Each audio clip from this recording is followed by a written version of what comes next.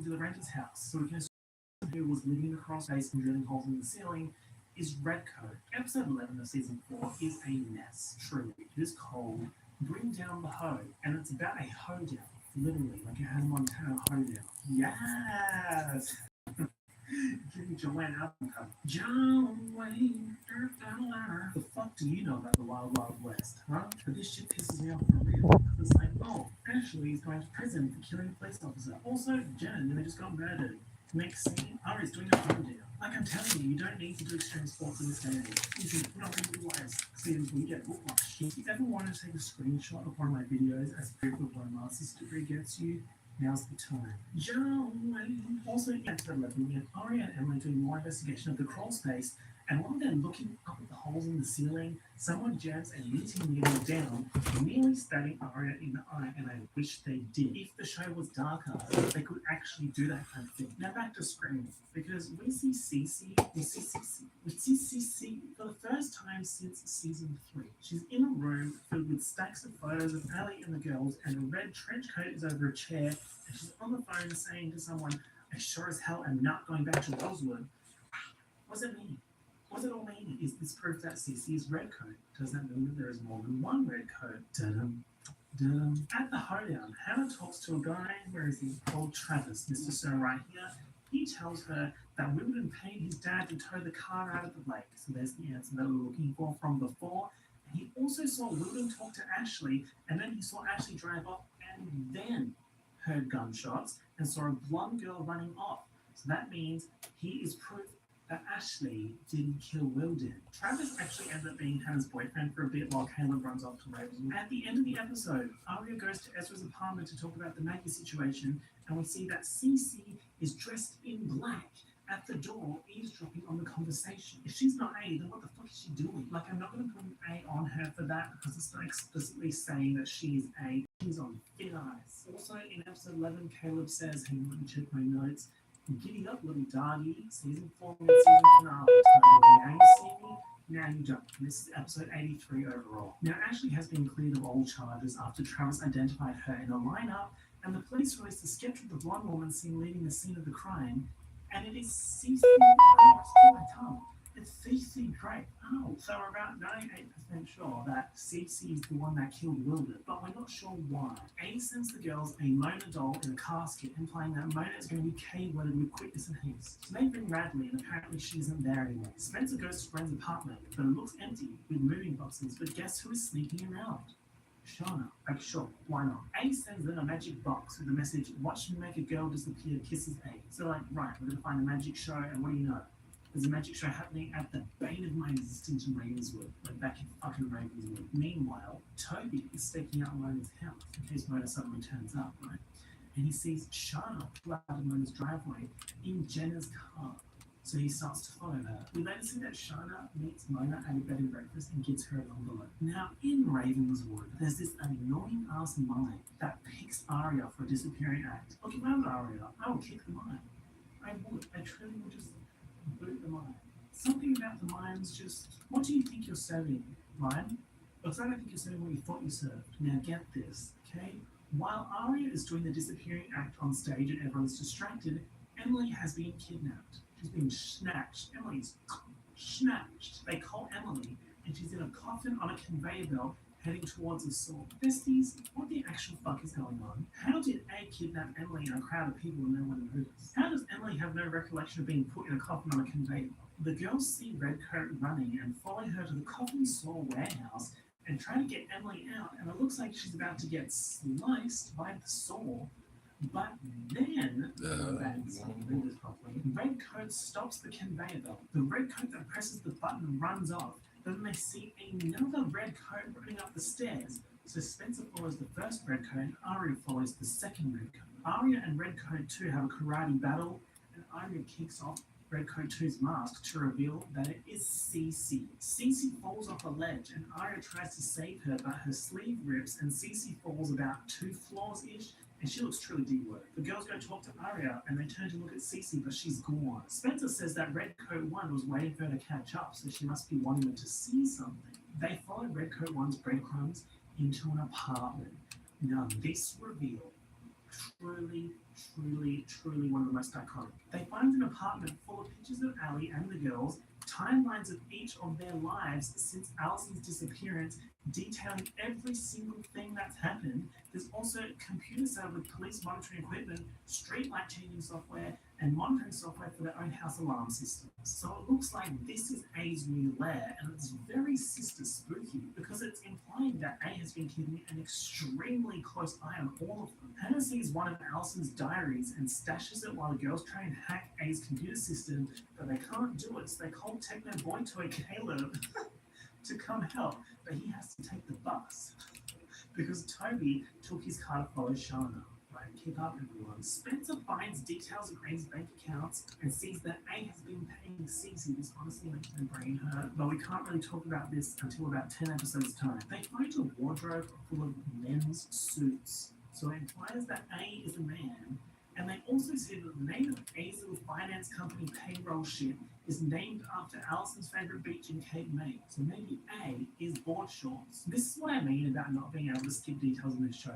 Because if I didn't mention Tippy the bird, we wouldn't have the Grunwald phone connection or the board shorts connection. Now this is juicy because in the lair it looks like A has been tracking Allison too, and has written down that Allison was at the lodge fire, and the girls are like, hold on, if Allison's alive, whose funeral did we go to? They also see a poster for a World War I themed Ravenswood party. Like Ravenswood girls? What? The girls in Ravenswood. Knock. True. A has written on the poster that Allison's going to be there, so the girls decide that they need to go too, but they need costumes, true. So while they're looking for costumes, they run into Mrs. Grunwald. This girl, she's back. She owns Ravenswood. She is Ravenswood. Now, Grunwald says that it's dangerous to look for Allie and tells Spencer that she lied about knowing Allison the first time they met because she's protecting Allison. Now, this next part, truly screaming and crying, might get a chopstick and poke it into each of my eyes. Grunwald tells the girls that she is a psychic, and Allison called her to try and work out who had been stalking her. She says, I have a gift of insight. Lady, what? Now, let me get real close to this. She also says, the night Allison disappeared, I felt something terrible. So she drove to Allison's house and pulled Allison out of the grave. I do not endorse this behavior. This shit is so whack. The show up until this point has bent over backwards, trying to find a reasonable explanation for each little plot detail that they create. But then suddenly, a psychic old lady from Ravenswood turns up and she's like, oh, I had a bad feeling, so I went and pulled Allison out of the grave. Like, what? I love this show so much, but that plotline just annoys me. Literally get any existing character to be the one that pulled Allison out of the grave. I didn't even accept fucking Timmy the Bird as the one that did it. Anyway, apparently, Grunwald took Allison to the hospital and Allison ran away.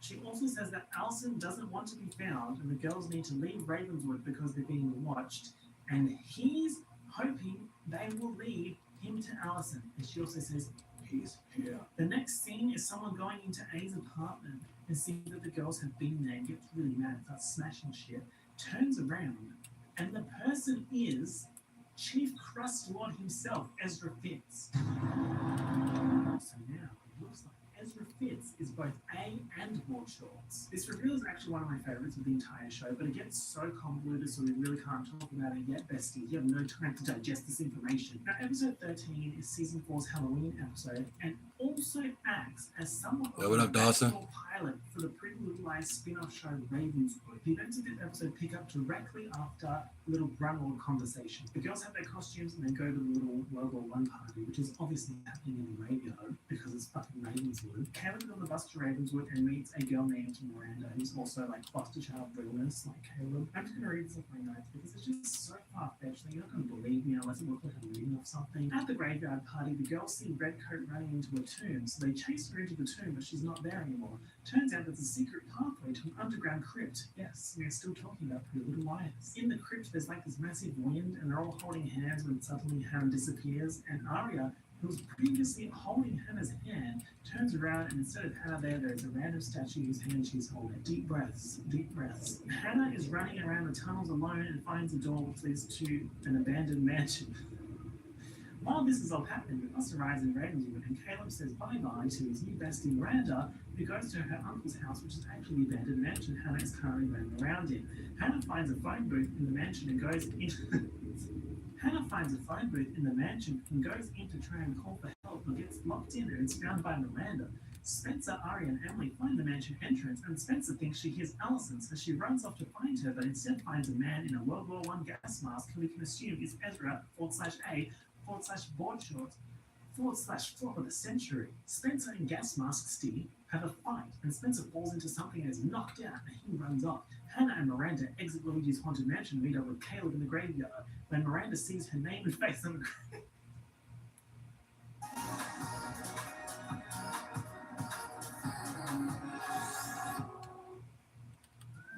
Calafia organic creamers, irresistibly good, with no gums or oils.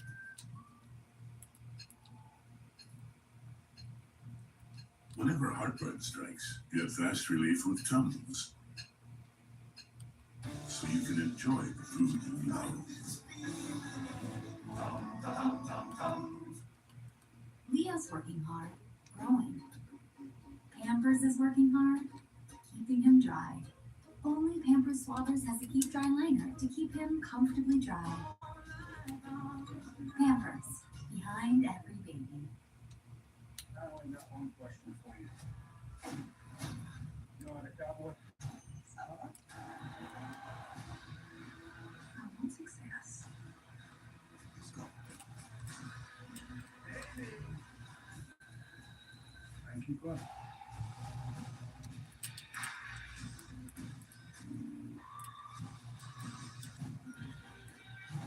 God loves cowboys.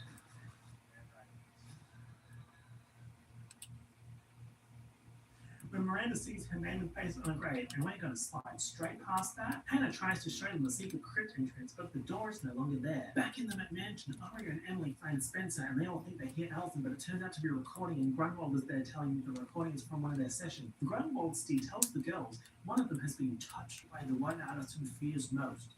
Okay, lady, that's enough of you. The girls make it out of the house and meet up with Hannah and Caleb. Miranda says she needs to find out why she's on a gravestone, and Hannah tells Caleb to stay with Miranda and keep her safe. For what and why? You literally met this girl about 20 minutes ago when she let you out of the phone box and all you just imagine that you got stuck here following a secret path for underground crypt and following your potentially undead murdered friends through a tomb. Now, at the end of the episode, Spencer's tires have been slashed or some shit, right? So Ezra turns up and he's like, girls, I'll give you it back to Rosewood. They don't know that he's A yet. Now, this next scene gives me extreme chills. We've just persevered through this tragic and terrible, possibly the worst episode of TV that I've ever seen. We're about to get one of the best scenes of TV I've ever seen. After getting dropped off at Spencer's, the girls see Redcoat and chase her to Spencer's backyard, where she stands still, pulls down her hood, and turns around, and Redcoat is Allison De Laurentiis. Did you miss me? Yes, ladies and ladies. Allison De Laurentiis is alive. I will be taking that back. Thank you. This is so iconic. Are you joking? So yes, Allison turns around and says, did you miss me? Before seeing a flashlight of someone coming around towards the backyard, and she says she doesn't have much time, but that it's not safe for her to be in Rosewood. Spencer asks who she's so afraid of, and Allison says in a roundabout way that she doesn't know, and for Hannah to remember what she told her in the hospital. Now this is really weird because in that hospital scene, Allison told Hannah that she knows who A is, but Allison doesn't actually know who A is. But then it's weird because she didn't know who A was at that point in time, but A that is now wasn't A then, but then they also pretend later that this A has been A since a very long time. It's just really confusing. The girls turn around and see Ezra coming to the backyard with Aria's phone saying that she left it in his car, and they turn around and Allison has disappeared, so Ezra didn't see Allison. Now the last scene of the episode, truly, we just went from the lowest of the lows to the highest of the highs, and now we're going right back down again, giving extreme roller coaster tycoon. That's so true though. Like Marlene and the girls, we're truly doing like roller coaster tycoon with our emotions with this show. The final scene is Caleb and Miranda walking in the graveyard, and Caleb sees his name and picture on a gravestone. I can hear you screaming and crying, so we're going to address the iconic and the flop in this episode. Let's start with iconic. Allison De Laurentiis is alive. This has big implications, such as, does that mean Allison De Laurentiis is Redcoat? Why are there two Redcoats? If CC Drake is the other Redcoat, Does that mean that Allison and Cece are working together or not? Now for the flop parts of that episode. Basically everything else. And when I said before that I hate Ravenswood, I absolutely meant it. Why go to all this effort of trying to make the show realistic and then suddenly in one episode introduce a psychic old lady that pulled Allison out of the grave, a haunted mansion, and Caleb and Miranda seeing themselves on gravestones? The reason why they did all of this is because this was the backdoor pilot for the spin-off show Ravenswood, which was cancelled after 10 episodes. Let's take an extremely quick and chaotic look at the plot of Ravenswood by reading this recap that I found. For those of you who skipped Ravenswood, the series followed Caleb as he explored a town that held the secrets of his troubled family history. While there, Caleb befriended 4 other teenagers, all of whom were victims of a pact their ancestors made with the devil, so that Ravenswood would never suffer a loss of soldiers during the war. The pact sacrificed 5 teens from Ravenswood whenever a soldier came back from Ravenswood unharmed, and Caleb and his friends were next on the list to be offed. One interesting aspect of Ravenswood was that one of the 5 teens involved in the pact and Caleb's potential soulmate actually died in the first episode of the series. Miranda Collins drowned when the car carrying her and her 4 ill-fated friends drove off a bridge. Miranda appeared as a throughout the course of the short series and was able to communicate with her cursed friends. Me when I talked to our friend, my cursed friends. In the Ravenswood finale, the Pact Maker, aka the bad guy, wanted to bring Miranda back so that all 5 teens could die together, fulfilling the promise that their ancestors made years prior. Miranda's uncle stopped the Pact Maker from completing the task, but did say that Miranda could come back to life. Well, why they ain't let me run, bro? Ravenswood was cancelled before Miranda was brought back from the dead. So there were like multiple versions of these teenagers, and the town did a deal with Good stuff, good stuff, good stuff. And then the one town over, the girls were like, "Oh my god, guys, I just got a text." And like, I genuinely can't believe It was not trying to let me run. Like, it went through all the levels, and I was like, "Yeah, cool. This sounds like something people would want to watch." And then Caleb comes back later, he's like, "Yeah, sorry, I was fighting demons, like literal demons." And Hannah's like, "Oh, slay." All right, back in the trenches of episode 80. The girls know that Allison is alive. They want to do what they can to make the town safe so that Allison can come back. And they also want to find out who was buried in Allison's backyard because it wasn't Allison. We find out that the Mona and Shana interaction from episode 12 of the car was just Mona buying Jenna's car. All that for what? The Lions are looking into girls that disappeared around the time Allison did, and they find a girl named Sarah Harvey that disappeared the same weekend, like one town over, and has blonde hair. Isn't that just so convenient? Also, I deliberately picked a bad picture of Sarah Harvey because I do not like this character. They decide to meet up with Sarah's friend, find out what happened, but it largely goes nowhere. Know what's going on. It actually picks up in season 6. Toby has been doing some research and has found out that a company called Decladine owns Radley, and he thinks that they paid to cover up his mother's death. Caleb is back in Rosewood, but not fully. It's just kind of visit vibes for now. He tells Hannah that the situation with Miranda is more complicated than he thought, and he has to go back to Rosewood for longer. Ashley is struggling to find work post-prison. Remember that? Remember Ashley went to prison? So Jessica De Laurentiis offers her a job at De Laurentiis Real Estate Company. Hannah tells the girls that she stole one of Allie's diaries from A's lair, but held off telling them because it has some meaty stories in it. Ezra and Arya are kind of back together vibes here, even though Arya is still kind of with Jake. Ezra takes Arya to this little cottage in the woods that he apparently looks after for a friend, and he gives Arya a key. I will At the end of bind the you. episode, we see Ezra in the cottage pulling up a trapdoor to reveal a hidden basement. Now, why is no one talking about our girl Cece? Like, she just had this whole red coat conveyor belt situation with Emily in the coffin. Arya, like, kicked her in the face, and then she fell off a ledge. I thought she died, but she ran off, and she was also on A's payroll. But no one seems to care. They're all just like, "So, nothing special at the brew today." Episode 15, I am well and truly over Toby. I don't know if Keegan Allen has suddenly forgotten how to act, or if it's because most of his scenes are with Troyan as Spencer, who is absolutely on her Oscars shit at the moment. So maybe that's making him look bad, but his scenes are a struggle. Anyway, he finds out that Marion was apparently on the roof when she fell. There was another patient also on the roof, so Radley covered it up to protect this other patient's identity. Could it be the person that the doctor referred to before? The girls follow up a potential lead as to where Allison has been staying, and on the way, Emily's car breaks down, but they're close to Ezra's cabin. It's a whole thing. Arya has a key, so they go there. We find out from the diary that Hannah and Mike hooked up a couple of years prior, so that's fun. In Ezra's cabin, Hannah and Emily leave to find a signal to call Travis. Remember, Travis is tow truck guy, to come help them, and Spencer and Arya get locked in a room while someone steals the journal. The locking of the room just doesn't have the same impact anymore because Spencer got locked in the shower. In episode 16, some truly whack shit happens. Shauna tells Emily that she has a message for her from Allison, which is stop looking for me. Shauna says she's been besties with Allison since day dot because she lived next to Allison's grandparents in Georgia. Emily asks Shauna if that's correct, then why is Shauna bestie vibes with Jenna?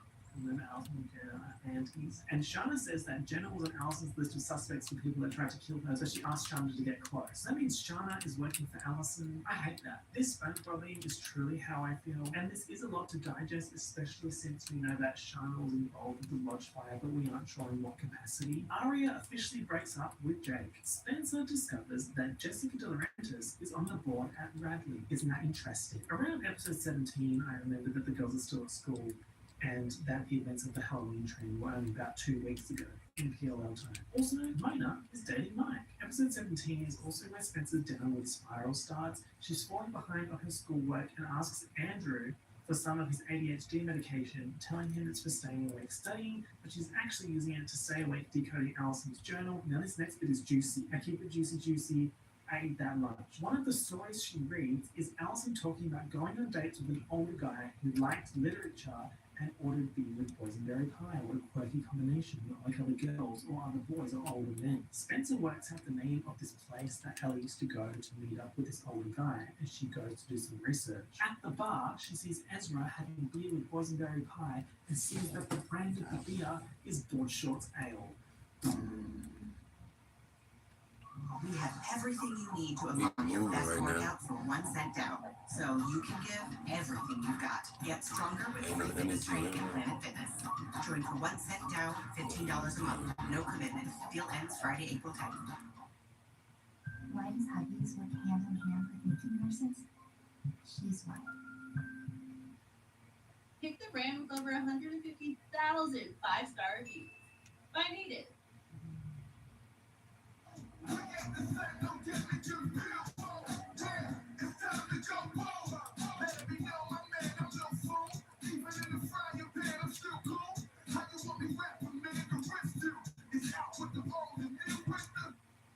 We just have to be the best version of ourselves. You have so much to live for. Let me show you.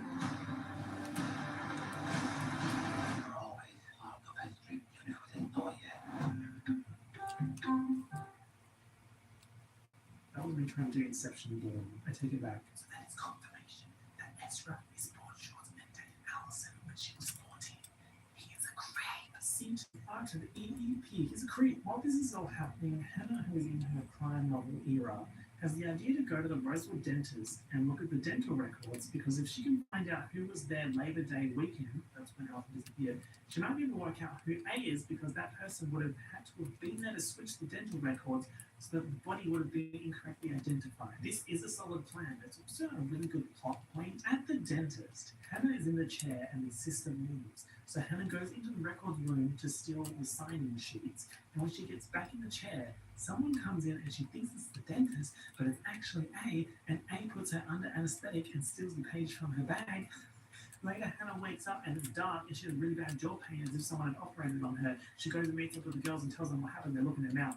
And Spencer pulls out a tiny roll of paper that was jammed into one of her teeth, and on it is a message that says, "I told you, dead girls can't smile. Stop looking A."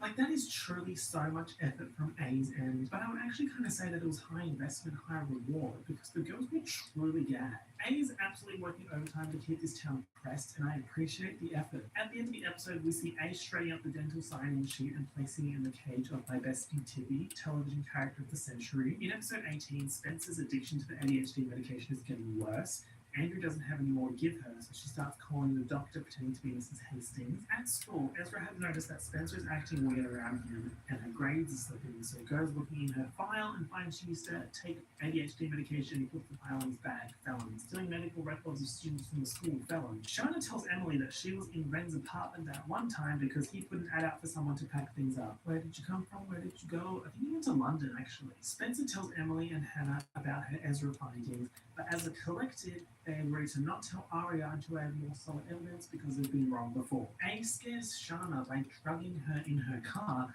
and when Shana wakes up, she destroys her phone and leaves Rosewood. She's sister spooked, okay? Actually, also in episode 18, Emily wears a shirt that says, "I'm allergic to mornings." Speak of it's so true. Episode 19 is an episode.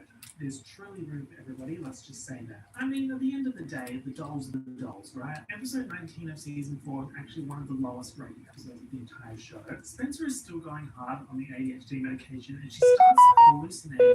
So the entire episode is a 1940s film noir themed dream that Spencer has. So like full on black and white. I think the team thought that this would be an extreme serve, but it wasn't, and I actually feel kind of bad. I really like the costume. I think the concept is cool, and they did a good job of executing it. But putting this episode at such a critical and crucial part of the story, there's so much intense stuff happening. Suddenly, a full dream film noir episode just takes, and you're like, what am I watching? In episode 20, Ezra is courage and realizing things, okay? And he's worked out that Spencer is haunting him. He tells Arya that Spencer has a problem and is taking drugs. I really don't like the way that he kind of weaponizes Spencer's addiction to try and convince Arya and the squad that Spencer is delusional. The girls have a sort of intervention to confront Spencer about her drug addiction, and they're actually really shit friends in this episode. Lol, renamed the show, they're pretty shit friends. Like, Spencer is clearly absolutely going through it, and they're being really nice about it, and implying that the Ezra theory is a byproduct of her addiction to ADHD medication. Arya's kind of like, okay, whatever. But she still goes and does some little investigation to his cottage, and she finds the trapdoor in the basement.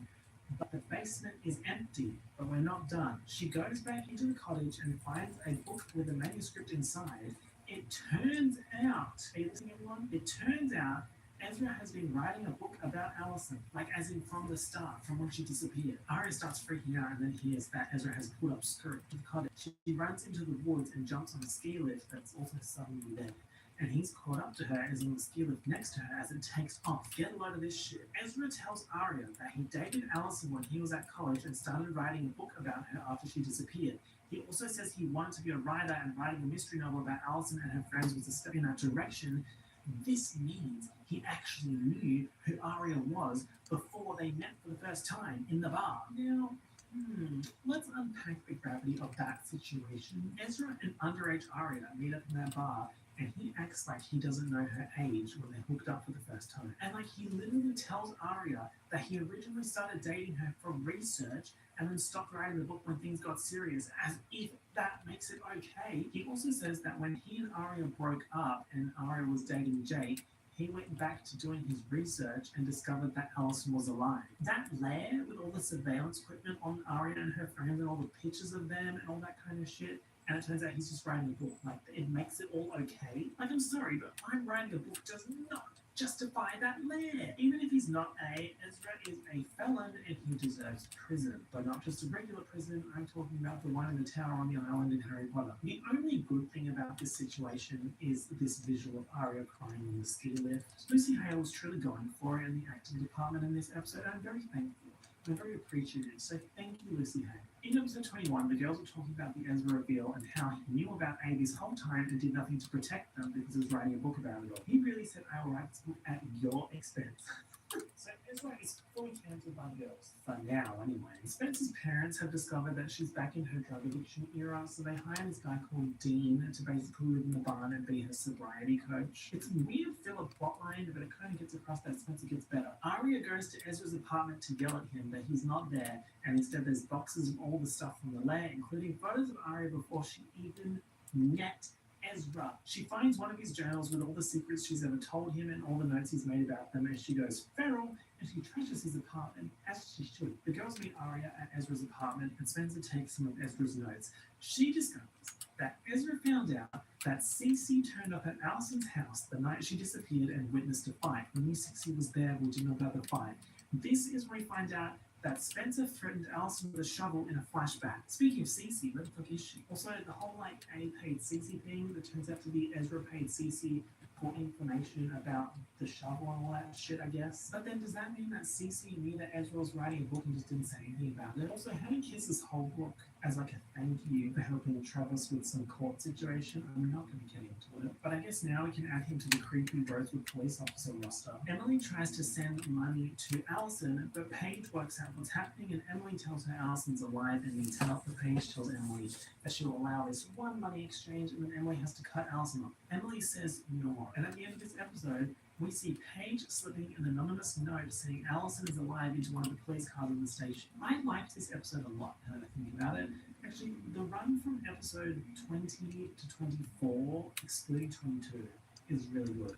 It really cements season 4 as the best season in terms of like building drama and flashbacks and reveals. They're all pretty solid. In episode 22, Arya confronts Ezra and tells him she never wants to see him again, and he tells her to read the manuscript he wrote because it might have information that could help them A, find Allison, and B, find out who she's afraid of. How very gracious of him to give Arya this information after having it for 3 That was on me. I should have just left him. He's just like, I don't mind my business. I should have just left him. Arya reads the manuscript and discovers that Ezra I'd have been good. I would have just left him. is Jessica De Laurentiis. In episode 23, there is a shift in the universe because guess who's back? Ella. Ella has returned from her Austria trip with her barista boyfriend. But I gain, I ain't lose. That's all that matters. He's been gone for a few months, when in actual fact he's been gone for like 3 weeks because it truly has only been 4 weeks-ish since the Halloween train episode, and he fell down the elevator shaft a week after that. In episode 23, Jessica is hosting a charity bridal show, which is extremely random, but also at this point in the show, we welcome the bizarre plotline. We then see Jessica and Ashley preparing this bridal event. Remember, Ashley works for the De Laurentiis family now, and Ashley goes to get something in the house, goes into Allison's room, and sees that Jessica has bought a bag of clothes that would fit Allison. And she bought them the day before. So Ashley's like, things that make you go, Ashley wants the girls to model the wedding dresses for the show, and this is actually a perfect opportunity for them to do some digging at the De Laurentiis house. Also, the way that these girls are continuously living the model life, like we had that fashion show in season 2, and now we have a bridal fashion show in season 4. At the bridal show, Spencer sees Jessica in the bushes behind the house, and it looks like she's giving a hidden person a suitcase. And Spencer tries to chase after the hidden person through the woods. And while running through the woods, the train on Spencer's dress gets stuck in a bear trap. I have not seen a bear or literally heard a single mention of a bear in these like 90-something episodes, but sure, I guess bears are a big problem in Rosewood. Ella tells Arya that she got engaged to her barista boyfriend, and while I like Ella, this plotline is just great gowns, beautiful gowns. Spencer can't find the hidden person in the woods and comes back to the girls crying and puffing. So they help her take the wedding dress corset off, and they find that there are finger bones lining the corset and a message sewn inside that says, "What will you do when the rest of me comes out of the grave?" Anyways, also could she just not feel that at all? Literal bone corset. Emily breaks up with Paige over the ultimatification of Allison's aliveness. Speaking of Allison, she calls Emily and says the girls need to come see her and gives them an address in New York. They go to the address and it looks like a warehouse, and they're looking around for Allison, and they turn and see someone that makes them say, "What are you doing here?" Now, the A scene for the end of episode 23 is A at a hotel and checking the sign-in book and seeing Cece's name and calling the police. This is truly so confusing. Okay, it is now time for the season 4 finale, episode 24, titled A is for Answers. This is a great episode. I'm telling you, amongst the flops, there are some absolute bangers. So both of them they all saw and they're like, "What are you doing here?" Turns out to be Noel Khan. Yes, apparently Noel Khan is working with Allison. This is more shocking to me than the fact that Allison is alive. Like, of all these characters, if you told me to pick 2 that were working with undead Allison, I would not have picked Shauna and Noel. Noel takes them to an apartment to meet Allie. They ask why she trusts Noel, and she says that he has secrets too. Okay, sure. Allison says that they have to work out everything that night, otherwise she has to go back into hiding forever. While all this is happening in New York, we see that Holbrook is interviewing Cece in a police interrogation room. It's regarding Wilden's murder, but she's well and truly giving them nothing. But she changes the subject and tells Holbrook that she knows who the girl in Allison's grave is, who killed the girl, and that it's the same person that Allison's afraid of now, and that Allison is alive, and that she can prove it. Back to Allison. A lot of this episode details the day she disappeared, so we're going to be looking at this over here. Also important note, although we learn a lot about this night, there's actually a few details that we still don't know, and we get them around, I think, season 6. To start with, Allison is at Hilton Head with Ian, and Melissa comes in to confront Ian, and while they're fighting, Allison copies Ian's NAT videos off his laptop, which includes evidence of the Toby and Jenna step-sibling taboo relationship. She then leaves Hilton Head, presumably via plane, with Duncan to visit Jenna in hospital. Remember, at this point, Allison thinks that Jenna is A, so she's visiting her in the hospital to threaten her with the video. I think the timeline is actually a little bit messed up here, because if Allison only finds out about the Toby and Jenna thing here, then what was she blackmailing Toby with? She blinded Jenna and blamed it on Toby. There are actually a few continuity errors with this day, but we're going to ignore them. While Allison's at the hospital, she gets an A text, so she crosses Jenna off the suspect list. That night, Allison stole some of her mother's sleeping pills and goes to meet the girls at the barn, where she drugs their drinks with the sleeping pills so that she can test if an A text comes through while they're asleep. It's fucked up. It's actually such a good plan, so that's what we have here, the barn. I've also put this one here that says Allison's room, because remember season 2 and 3, we have those scenes of Ian, Garrett, Jenna, and Melissa in Allison's room looking for the NAT videos. In the season 4 finale, Allison doesn't explicitly mention when during the night this happens, so I'm going to put it here because that's what I think it is. After dragging the girls in the barn, Allison goes to meet Toby, as we know. After talking with Toby, he gives her his jacket, and Allison gets in a car with Ezra Fitz. So now we've flipped this card over. So after meeting up with Toby, she goes to meet up with Ezra in his car. Allison tells the girls that she met Ezra at a college party that she went to with Cece. Also in the flashback, the song that What we jumping to Taste. Ezra is mad at Allison because he's found out that she's in high school and he won't see her anymore. Okay, Crustlog is still crusty. After meeting Ezra, Allison met with Ian at the Kissing Rock and threatened him with the videos and to stop sending her texts, but he's not A either. After this, she went back to the barn and found an angry, drug-addicted Spencer. They have an argument and Spencer grabs a shovel, but she's all over the place and falls over, dropping her pill on the floor, and Allison sees. They make a pact that Allison won't tell anyone about Spencer's drug addiction. Now that's it for Spencer. She has no more involvement in this night. Now it's time for the next event. Allison meets up with Byron and threatens him and tries to blackmail him about the marriage affair. Now this part's important. Allison's like, great, I haven't got any more texts. Maybe it's over. Maybe I've worked something out. Time to go home. And when she gets home, she sees Jessica De Laurentiis staring at her through the window just as someone hits Allison in the head with a rock while Jessica's watching. So here you can say that Allison's hit with the rock. Remember in season 2, they all thought that Allison was hit with a shovel. But it wasn't Allison's body in the grave. So the person that is in the grave is the one that was hit with a shovel. After being knocked unconscious with the rock, Allison wakes up to see her mother burying her alive in their backyard. This is so hectic and iconic. Are you actually joking? Allison says she couldn't speak, but she could hear her mother saying, "What have you done?" to the person that hit her. So this implies that Jessica is protecting the person that killed her daughter. Like I'm screaming and yelling, truly. Next, we have the Grunwald stupidity, where she has a terrible feeling. She comes to Rosewood and pulls Allison out of the dirt. Grunwald takes Allison to the hospital, but Allison runs off. And guess who finds Allison walking down the street covered in dirt? I'll give you 3 seconds. 3, 2, 1. Mona Vanderwall. This is so excellent. Oh my god, I love this show so much. Allison and Mona go to the Lost Woods Resort and give the name Vivian Darkbloom. Mona suggests that Allison should let A think she's dead and just disappear. While Allison sleeps at the motel, we see Mona go next door to room number 1, and it's A's lair. The next day, Allison thanks Mona and gives her some tips on how to become popular and disappears. Allison says she was the person that pushed Ian off the bell tower in the season 1 finale. She was also at the season 3 finale lodge trying to protect the girls, and she pulled Hannah out, but she did not pull out Mona, Aria, and Emily. Someone else did. Now, while all this is happening, Allison is doing her little meet and greet Q&A with the girls. They see someone outside the apartment who starts shooting a literal fucking gun, and they run up the fire escape to the roof. Ezra shows up. Sensitive teeth are vulnerable. They need special care. Try new Sensodyne Clinical Repair today. Ciao. Bodies is from Unity in Tuscany. We need a new rock farm, and this is the one. It has such good chemistry. And a vineyard scene. Unity in Tuscany. In theaters now. Rated PG-13.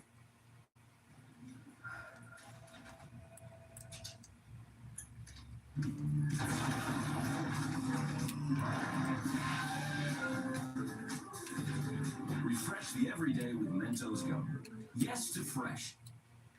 Introducing the new Knit and Sew Shop at Michael's. Explore thousands of fabric styles and thousands more online. Now, fabric is available in over 800 stores nationwide. Shop the new Knit and Sew Shop, only at Michael's. Everything to create anything. Like out of fucking nowhere. So, how did you get here? Ezra shows up out of nowhere and fights the hooded person with the gun. The person jumps across to the next rooftop and runs off. But oh no, Ezra has been shot. Now for the final scene of season 4. Several thousand residents of Rosewood stand before me.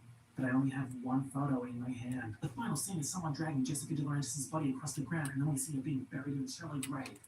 Oh my god, we love a full circle moment, right? She buried Allison and someone buried her. Truly iconic episode. Season 4 of Pretty Little Liars, that's history. Alright, and it's time for season 5, isn't it?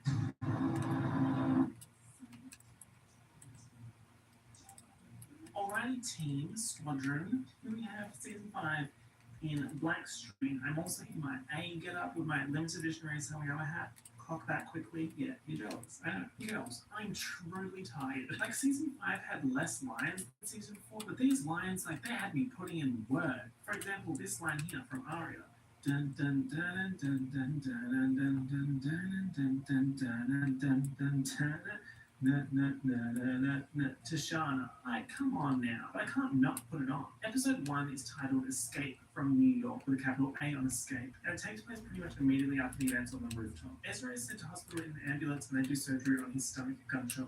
They did surgery on a grave. Is he going to make it? Obviously. Now, the girls have a 3000 IQ strategy and it is as follows. Their plan is to distract A, so that A won't try and get Ezra while in surgery, since Ezra saw who the hooded person was before they shot him, so if he survives, he can tell the girls who A is, supposedly. The details of the little New York minute the girls are having are largely inconsequential, but it's a great episode regardless. There's a flash mob. You know, everyone loves a flash mob. Well, they did. Actually hate flash mobs. But yes, I'll just tell you what you need to know and save you the extra details. There's a fuse down there, y'all. And I simply don't have the bandwidth In a Valkyrie. to answer those right now. Allison thinks Ezra was following A, and that's how he turned up on the rooftop, so we'll explain it for you all. Back in Rosewood, Cece escapes custody. How? Your guess is as good as mine. Around about this time, there is some shady shit with girl boss Melissa, who has returned from London. But I'm not going to get into that now, but I will get into it before this video is done. Now, back in New York, I'm screaming and crying and throwing up, trying to work out how these girls are jumping so quickly between New York and Rosewood. Allison takes the girls to hide in the Fitzgerald Theatre that Ezra's family owns, and he used to take her there on dates. Weird. I hope you're getting a redeeming arc. Christ Lord. Should have died on the road. When the girls are sleeping in the theatre, someone sneaks up and puts their hand over Allison's mouth, and it turns out to be, take a guess, anyone on the wall, Cece, who just escaped custody. Cece tells Allison that she needs help. Bro, what the fuck is going on? Allison and Cece go to a diner and meet up with Noel. Noel gives Cece Allison's fake passport and some money, and Cece leaves and Allison goes back to the theatre. In the theatre, Emily wakes up and she's like, bro, what the fuck? Where were you? And Allison tells her that she met up with Cece. Now get this. She also tells Emily that Cece was never Redcoat and dressed up as Redcoat in Ravenswood to distract A so Allison could save Emily from the sword. This is so confusing. This means that Allison is suggesting that Redcoat is not associated with A, but this isn't true, because we know Redcoat has been involved with all these A shenanigans and was present on grave digging night, because when we said Redcoat was there and Ryan was only 18 at that point in time. So Redcoat Come on, at the wrong time, bro. Emily not to tell the other girls about the whole Cece thing and Cece escaping, because Cece At the wrong time, my controller started. Man, that's just and if the foolery. police find Cece escaping with Allison's fake passport, then Allison will be an accessory to murder. How to get away with murder? Probably not. I just realized I haven't turned my lights on. In hospital, Ezra whispers something to Aria. Yes, Aria's at the hospital. She didn't go to the theatre with the rest of the girls. And Aria sprints out. At the theatre, the girls are like, right, let's make tracks and leave. But then the lights go out, and when they come back on, Guess who's standing there in a black hoodie and holding a gun? Dun, dun, dun, dun, dun, dun, dun, dun. Shana. I guess in a sense, I'm a little bit Shana cosplay right now. Shana tells them that she lit the lodge on fire and tried to lock them in. Keep up, everyone. It's literally so simple. Why are you so confused? The fucking lodge fire will haunt me until the end of this series. Shana says that Allison sent her to Rosewood to do some digging, but while she was there, she worked out how cooked Allison is and basically went from an Allison stan to an Allison hate page. She says that while investigating Jenna, she fell in love with Jenna and now wants revenge for what Allie and her friends did to her. At this point, I'm just like, Shana girl, don't you have school? Like, at what point in the journey from shooting Ezra to trying to shoot 5 girls in the theater did you think, maybe I should just go home and do my homework? And like, why were you running errands for Allison and Rosewood like you didn't have school to attend? And the only connection between these two characters is that Allison's grandparents live next to Shana in Georgia. Sorry, if my grandparents' neighbors asked me to do all this shit, I'd be like, no. Anyway, Aria arrives at the theater, sneaks up on Shana, and knocks her literally 1 meter down into an orchestra pit, and Shana dies from the 1 meter fall. Matter in the orchestra pit. I need a cross. Where are my crosses? Oh, way, oh, way, oh. It was bad for her. The girls are truly dropping like flies in this town. It's like Jesse J said, these girls fall like dominoes. We see Cece get on a plane to Paris, and we later see the New York police finding Shana's body. I actually think this means 2 of the 4 girls are murderers at this point, because we have Aria murdering Shana by pushing her into the orchestra pit, and then we had Emily killing Nate St. Germain called Flash Lyndon James. And we nearly had a 3rd murderer because Spencer thought she killed the girl that was in What made him land right on him, though? In episode 2, we have all 5 of the girls. So the main 4 and Allison all back in Rosewood. They think Shana was A, and because Shana's dead, that must mean that they are safe from all threats. They go straight to the police station with the intention of telling Holbrook everything. But when they get there, Allison flips the narrative and gets on her lying shit again and tells the police that she was kidnapped and held captive for 2 years. Now, the rest of the girls are understandably like, what the fuck are you doing, you little demon? So Allison's in the police station telling her little lie and making up details such as her jumping from the kidnapper's car to escape when Kenneth arrives to see her and truly can't believe she's alive. But Jessica doesn't turn up to the police station. And they're like, that's weird. You don't even want to see your daughter come back from the dead 2 years later. She can't because she's dead. The girls go home and they are already having a hard time with Allison's lie, the new one, because they're thinking of questions that are difficult to navigate, such as, why is Ezra in hospital? Did you know Allison was alive? We see Jason cleaning his car and throwing stuff away, which is really suspicious but amounts to nothing. Like, why waste the 30 seconds showing Jason cleaning his car if it's not important? Marlene Bestie, Marlene Steve. There's so much going on that we don't need the red herrings. Allison shows the girls a text she got just before going into the station that says, the truth will bury you in a New York minute. We love America and Ashley Stan. And this text is why she lied. It looks like maybe A is not out of the picture, so she told these lies to protect Aria because she's a murderer. New character alert. New character alert. Pepe the dog. I fucking love Pepe the dog. This is my number 1 bestie right here. Shout out to Pepe. A random woman shows up at the De Laurentiis house and she's like, Jessica De Laurentiis ordered this dog. And Jason's like, you better take that dog back to the shelter. And the lady's like, well, if he goes back, he's basically on the D word. So Allison's like, no, we will take him in. In my opinion, I would say that Pepe outsold Tippy, but feel free to tell me I'm wrong in the comments. The girls are now theorizing that Jason is the one that hit Allison with the rock, and that's why Jessica buried her, because she was protecting Jason. They find a draft email in Jessica's emails. Don't ask why they were going through the whole thing. It was written the night she went missing, and it says, I can't protect you anymore, but it doesn't have a recipient. Oh my god, also Allison goes to the mausoleum to visit where it was actually buried in her grave, and she has an iconic interaction with Mona. Allison tells Mona that now she's back, she wants to start over again and they can be besties. And Mona tells her that she sent the New York Minute text and also says, you're gonna wish you stayed dead. Damn, Daddy. Now at the end of the episode, the girls hear local icon Pepe barking up a storm in the backyard of the Hastings house, and they go and have a look, and Pepe has dug up Jessica De Laurentiis. I actually think this is the last time we see Pepe in the whole show. So he's introduced and he departs in the same episode. I think that's the real mystery here.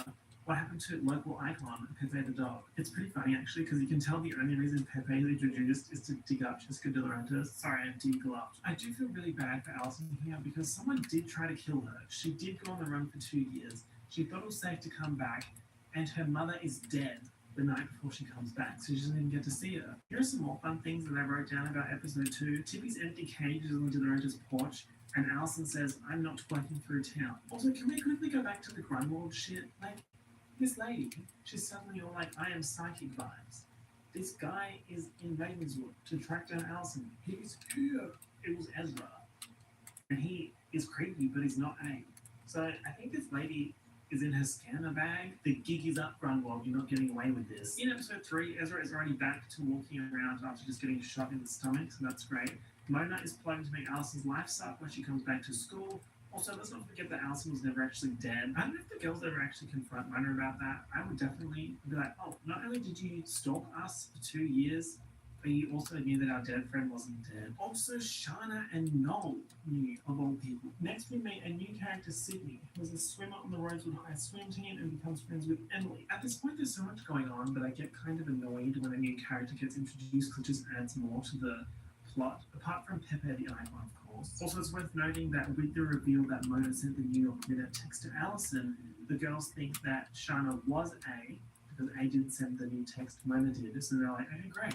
Back to normal. Hannah is having a mini meltdown remembering her hefty Hannah days and realizing that Mona kind of turned her into Allison after Allison's disappearance. To minimize her Allisonification, Hannah goes to the salon and gets black streaks in her hair. And I think this looks great. She actually looks similar to Miley Cyrus on that talk show like a week ago. Miley, we know where you got your inspiration. Also, the way this show is like all the girls used to have really intense secrets. Spencer was addicted to speed. Emily is gay. Aria slept with her teacher, and Hannah was fat. In episode 4, the Hastings are truly not giving me an appropriate level of stress to the fact that a dead body was dug up in their backyard. Like, she was your neighbor. You also had an affair with her. Why are you not more invested in this? Speaking of the backyard, Toby is out of town, thank God. So Spencer asks Andrew for help redoing the garden, and they find rat poison, and there's like a 3-episode arc of Spencer and Veronica thinking that Peter killed Jessica, but he didn't. Lucas is back at Rosewood after homeschooling since leaving the 18. Remember that? Allison has a police-requested medical exam, and BYO's Hannah. The doctor finds a big scar on her leg, and Allison says she got it falling out of her kidnapper's car, which we know is false. I wish the wound was from being stabbed with a screwdriver on the Halloween train. At the medical exam, Allison just tells lie after lie after lie. And later tells Hannah, learn this, and gives her a voice recorder that recorded everything she said at the exam. We find out that Jessica had a drug called losartan in her system, which is for high blood pressure, but she had low blood pressure, so this made her heart stop. Episode 5 of season 5 is episode 100 overall, so you know we're in for a treat. Jenna is back in Rosewood and mourning the death of her girlfriend, Shana, and I feel really bad for Jenna. A, because she was blinded, B, because she was dating Garrett and Garrett was murdered, C, because someone tried to kill her and drown her in a lake, and D, because she was dating Shana and Shana was murdered. Also in episode 5, Allison is back at school. Veronica tells Spencer that she is divorcing Peter. Caleb is also back from Ravenswood, and guys, he's on ultra slay mode. He's got a new haircut and a bad boy aesthetic and giving very much not like the other girls, but he looks damaged. So what's the tea, Caleb? Hannah is shook that he's back and asking him all these questions, and he could literally not give less information. Allison and Mona have a confrontation in the church, and they're arguing about Allison being back, and Mona slaps Allison, and Allison slaps Mona back harder and cuts her. It's actually such an iconic scene. Of course, episode 100 is going to have some fan service. So Ezra and Aria have SEGGS. Also, Allison and Emily kiss. I'm rolling with the LGBT. Also, the way that Aria has just chosen to ignore all the weird shit that Ezra's done. Like, he took a bullet for her, and suddenly she's like, yes! Why does Huggies work hand in hand with Mickey nurses? She's white. Get a TurboTax expert who gets your small business.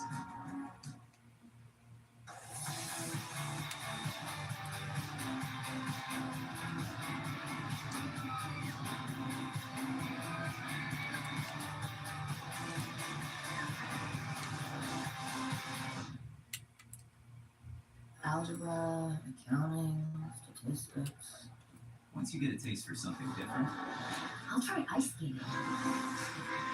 different is all you'll live for. Try different. You get a bit of freshness. That's what you gotta do. Just gotta take a bullet for someone. Now, the end of episode 5 is an absolute doozy. Everyone's at Emily's house to watch a special report that reveals the girl buried in Allison's grave is Bethany Young, a Radley patient. Apparently, Bethany ran away the night Allison disappeared. ooh, and then there's a big explosion, and they're like, what was that? And they run out on the street, and they see that the Kavanaugh house has been blown up. At this point, all the girls get a text that says, "Did you miss me, bitches?" A, with red text. So we know that A is well and truly back. Iconic shit, claps for A, snaps for A, the whole lot. But why the Kavanaugh house, though? Because my girl Jenna, she's going through a lot as it is, and she lives there. Couldn't you just blow up Emily's house? They're all in there anyway. They'd be more effective. Did you get the clicks, the views, and the engagement? Anyway, the police think it's a gas leak. Could they flop any harder? In episode 6, A sends Allison a video of Jessica being buried with the caption, "I buried your mum the same way I watched her bury you." A, heavy. Miss Linda Turner is back on the case, and she's asking some actually very good questions. "Hey Ezra, did you tell Shana about the theater your family owns?" Or, "Hey Ezra, do you know why Shana had gun residue on her clothes when we found her body?" She's clearly suggesting that Ezra being shot and Shana's body being found are connected, because at this point in time, the police haven't linked the two. Auntie Lamb is back, and he gives the girls a treat. He gives them a picture.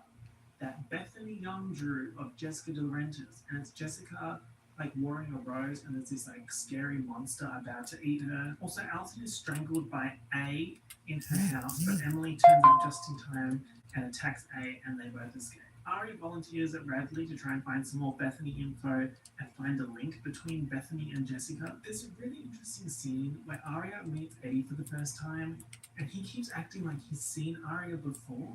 So, are you sure you've never been here before?